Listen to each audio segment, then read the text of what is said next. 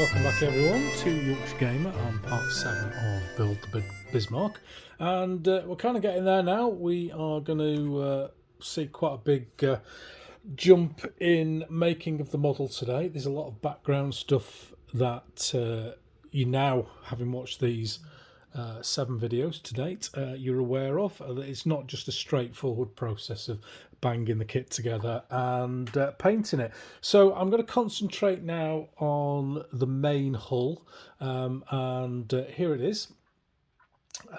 You've seen this quite a few times now. It never quite fits on the camera. It just shows how big it is. It's stuck down now to the base that we built what seems like a long time ago, and we're going to get ready now to put some decals on. And this is the decal sheet that comes with the kit, and as you can see already, I've cut some out. These are the ones that I'm going to put on already, because basically what I want to do over this episode, as an absolute minimum, is to get the hull absolutely finished and then start moving on and building up above. So with less ado, here's the decals on the kind of the, let's call them the famous stripes, and I've included these, as you saw right at the beginning, in the marking scheme that I'm going for, which is at the start of Operation Reinebung. No idea how that's pronounced, but with usual Yorkshire Gamer aplomb, I'll make something up. So, slight problem with these in that because I have hacksawed the bottom of the base off, I'm going to have to do a little bit of cutting with these to make them fit. So get the old trusty metal ruler out, because even on my best day, I can't cut through metal.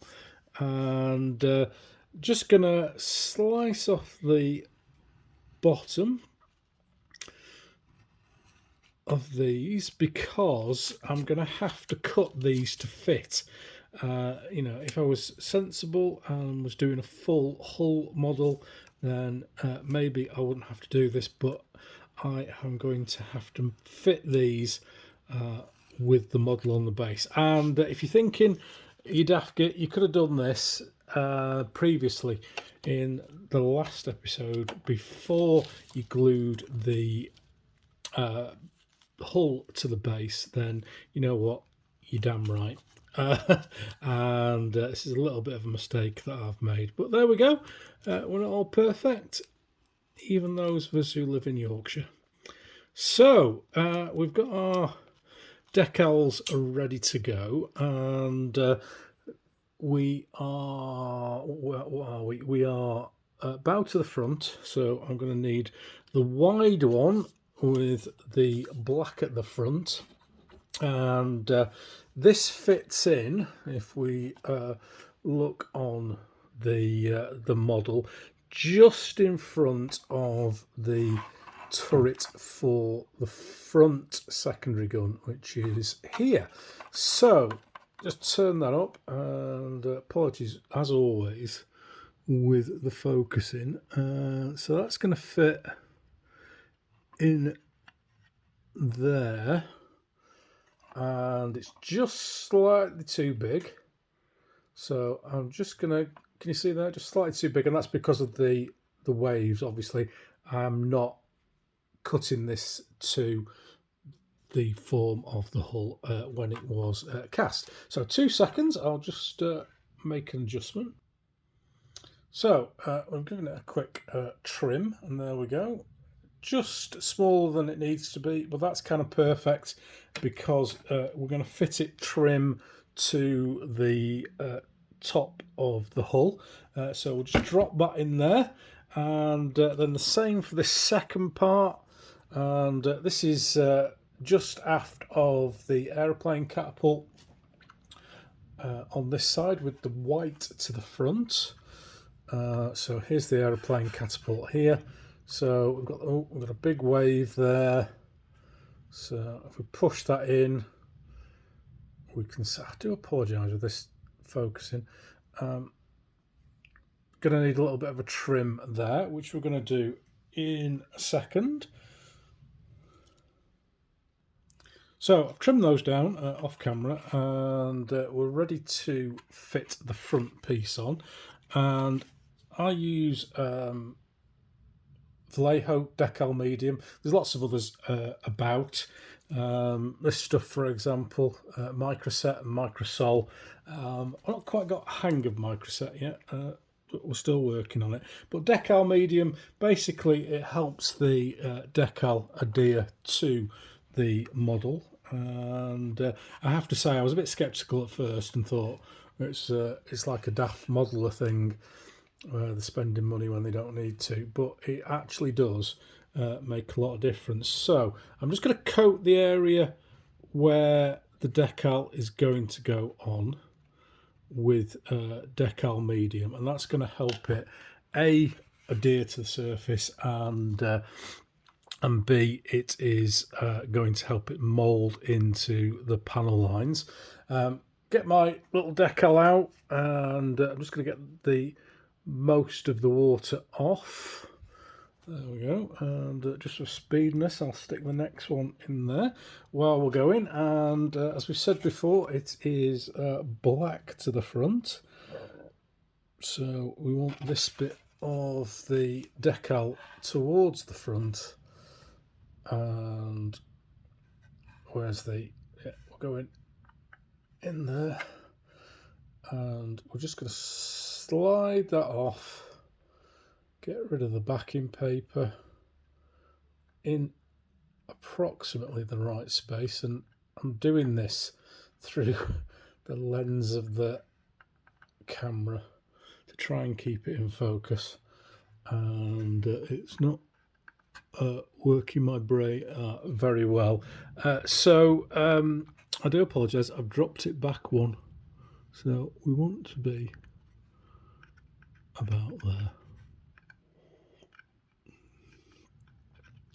So it's going to get a touch of water on there just to help that slide into position, and then I'm going to get it flush with the top of the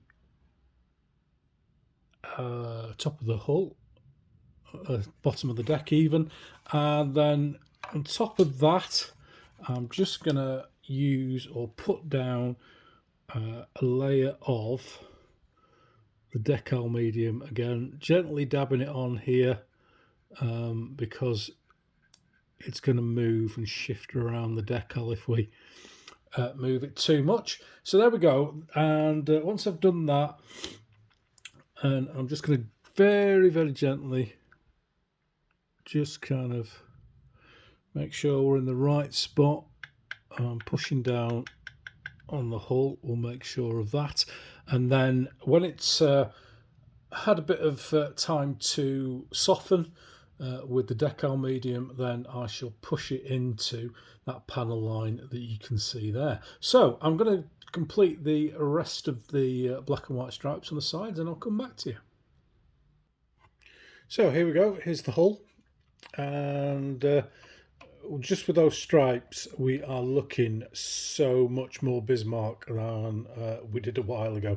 And yes, I know it changed its camouflage pattern, but those black and white stripes and the bow waves, I kind of think certainly us non-wargamers, well, I'm a wargamer, but non-historians, non-wargamers, if they're aware of Bismarck, that's what they are looking for. And as I said at the start of these, I've made the common sense decision that I'm not going to do those up the superstructure because it would take me forever.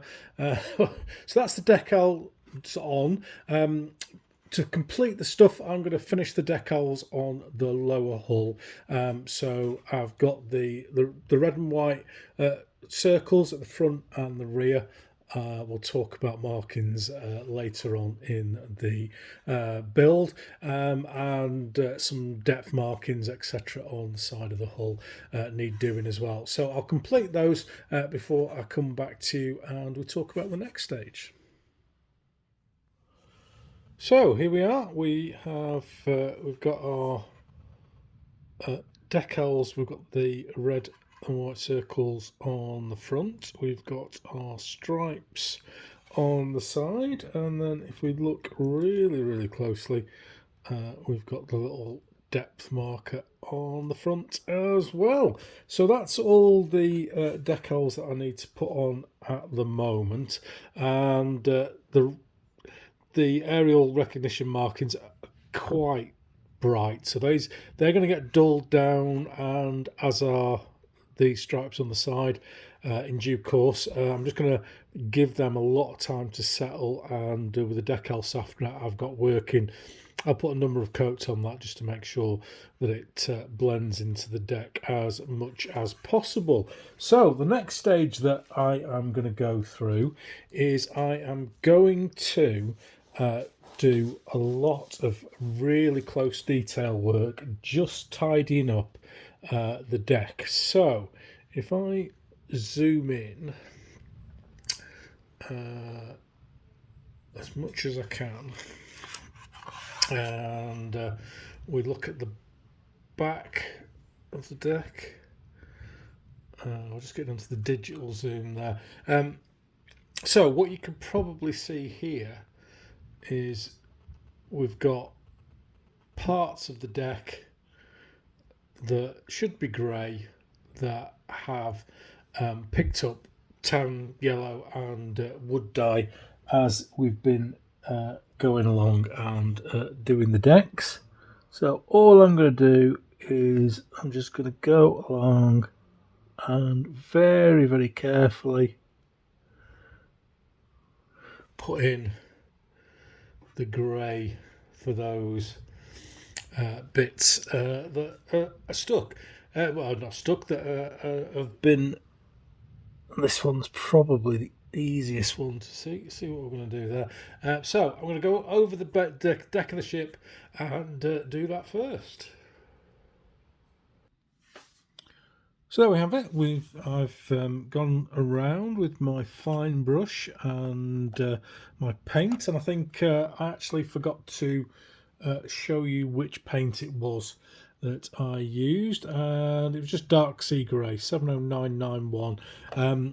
The stuff that I used to spray the ship, the life colour stuff, isn't really thick enough pigment to do all this. So there we go. It's not perfect, and you know, there's probably a few bits where I've got a little bit of grey on the deck, and I think the important thing with anything like this is learning when to stop, because you can go backwards and forwards for days, if not weeks, to get it absolutely perfect. And at the end of the day, although I'm doing a lot of work on this, this is a wargaming model. It's not going to sit in a cabinet somewhere for people to go, oh, that's nice, that's the Bismarck. It's going to have dice rolling past it. So there we go. So next up for the paint stuff is this wonderful stuff, Tinny Tin, Vallejo Game Colour. If you don't know about this, this is the business. I use this as a base for every single metallic colour that I ever do. And it's got quite, I'll just spin that around. It's got a quite rusty metallic look to it, and it gives everything metallic a bit of warmth to it. So we've got quite a bit of metallics on here that I'm going to paint, and get. Oh no, where's me brush? Where's my brush gone? I'll use this one. So if you don't know, Pro Art Proline 101 series. Don't go spending 14 quid on a Winsor & Newton when you can buy one of these, and they're just as good. So another advert for Pro Art over and done with. So all I'm going to do, and I'm going to have to do this off camera because of the level of detail, is I'm going to paint all the metallic stuff on the deck. So that's chains, anchors at the side and front, and then if you see down here, we've got these little cable winds. So I'm going to paint all of that with the Tinny Tin and come back to you. So there we have the tinny tin done on the anchors and chains, and if you can see the detail there on the little winders as well. So obviously that's quite a rusty colour, so I'm going to use this next, which is my favourite really dark silver, which is Citadel colour base Iron Warriors. Citadel do tend to do some really good paints. My annoyance with them is that they then once you've got into using a really good paint, they change it. So all the null oil and Devlin mud users out there know exactly what I'm talking about. So again, with this is now to go over the top of the tinny tin that I've used, just to give it a metallic effect rather than a rust effect, leaving a little bit of the tinny tin visible. So once again, I'll go away and do all that and come back and show you. So there we go, we've painted the the chains and the winders, etc., with that dark silver. And the final thing I'm going to do on the hull for this session is I'm just going to add a tiny wash of Army Painter Dark Tone just over that part that we've just done. The chains, I'm going to leave the winders as they are, but just over the top of the chains. And if we zoom in on this, let's see if we can get this to work.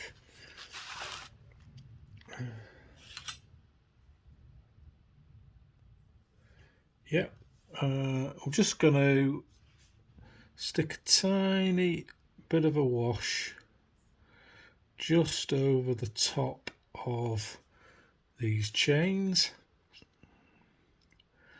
and that kind of completes the look, or the look that I want anyway, for the anchors and the chains. I think that's a really good lived in look.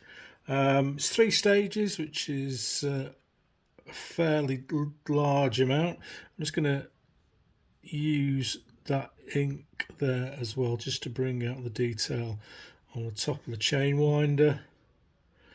And there we go.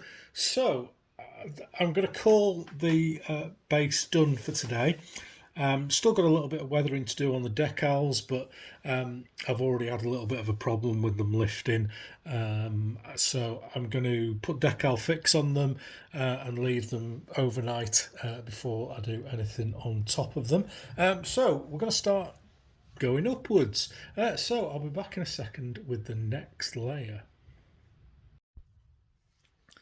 So now's the piece where you're going to see why I've built it in sections, because what I'm going to do is I'm going to go back to the original instructions that I went through when I built the kit, and I'm now going to build the kit with most of the parts pre-painted, and then weather them as I build. So we can see here we're on number 6, which is the bit after having the hull complete, as you can see there, and we've got this first level of superstructure, and we've already seen this before where we've done the weathering on the decks and got that deck effect going. So we're going to work on this again now, but what we're going to do is we're going to work on we've got a couple of bits of decking, sort of gauze decking if you like, around where the anti-aircraft guns are going to go. We're going to weather that, and we're also going to weather and clean up around the edges. So my favourite for this is this enamel wash, dark brown, for green vehicles, which seems completely mad for what I'm going to do, but it Personally, I think this is the best wash that you can get, and it does work well on grey ships, strangely. So I'm going to give that, just shake the camera there, and we've already gone through that process of that you will go through when you do any washing of models with this sort of thing. With a, we've already done the bit where we gloss varnish it. That's what we did some time ago now. So I shall zoom in again and let's see if we can focus in on there. So exactly the same as I did on the outside. What I'm going to try and do here is put a little bit of pin wash around things like doors. It's not picking it up at the moment. There we go. Things like doors, windows, don't know what they are, so somebody will tell me, portholes, and just going down the side of this, a bit too much there, well, never mind, it's going to come off in a minute, and all the way down. And as you can see, and if you've seen this technique in the previous videos, I don't need to be 100% accurate with it. I just need to make sure that I've got a lining around the various portholes, etc., which I've got there, which is brilliant. And I'm just going to pause the video while I go back. I finish this particular other side and the deck. So here we go. Here's the finished piece. And as you saw when we did the wood decks, etc., we're not going accurate, because what we're going to do now is we are going to use this stuff, distilled turpentine, Winsor & Newton, all posh and everything, cotton bud with the Eco Warrior cardboard tube, dip it in, tiny amount, wash or brush the excess off, and then when we've got it in focus, I'm just going to gently wipe away the excess so that we are leaving, as we can see with the, let's zoom in a little bit if we can, going pixelated there, but can you see the shadow around that door? That's perfect. That's exactly what we're looking for with these. There's another door there. I'll try and get that into the light and in focus. So you've seen it there, rough, give it a wipe and a clean with that, and then that's the effect you get. Absolutely lovely. So I'll switch the camera off and finish this bit. So here we have the finished layer. I think that this is the bit that really makes this work and makes the models look good. This weathering stage on the wood decks and on the top decks, doors, and the highlighting the detail on the side of the ship. Obviously everything is still really shiny. All this is going to be dulled down later on when we come to the final processes and putting matte coats on, etc. But we still need that shiny gloss varnish for this particular type of weathering, this wash to work. It helps it move along the surface of the piece that we're working on. So this is for me, there's a tiny bit of cleaning up to do. There's a little bit of, if you can see, try and get it into focus, a little bit of deck colour that's come down onto the side of the hull. So I'm just going to clean that up as I did when I cleaned the deck up earlier on, and then this is ready to be glued into place. So, after all these episodes, it's time to finally start actually building the Bismarck after all these painting areas, etc., etc. And need to make sure I've got this the right way round because it'd be particularly embarrassing if I get it the wrong way. So, it's time to glue this onto the model using my Revel Contacts Professional. So it's just simply a case, obviously, of getting a bit of glue on. Love a bit of glue. Trying to be relatively careful with it. Typically, on film, it stops coming out. And if you wonder why my voice has gone a bit funny, I've got the lid in my mouth.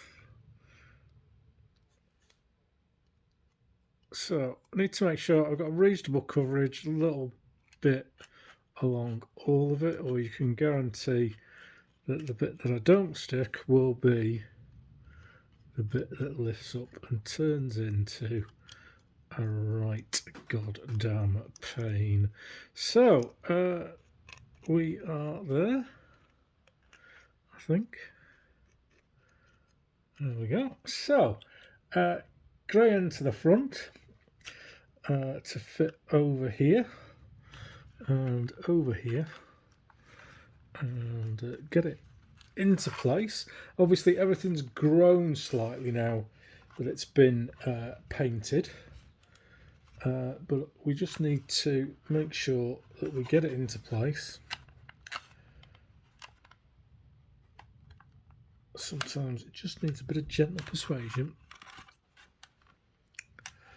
and I'm going to put a little bit of a weight on there, but we're looking like more and more like the Bismarck every second.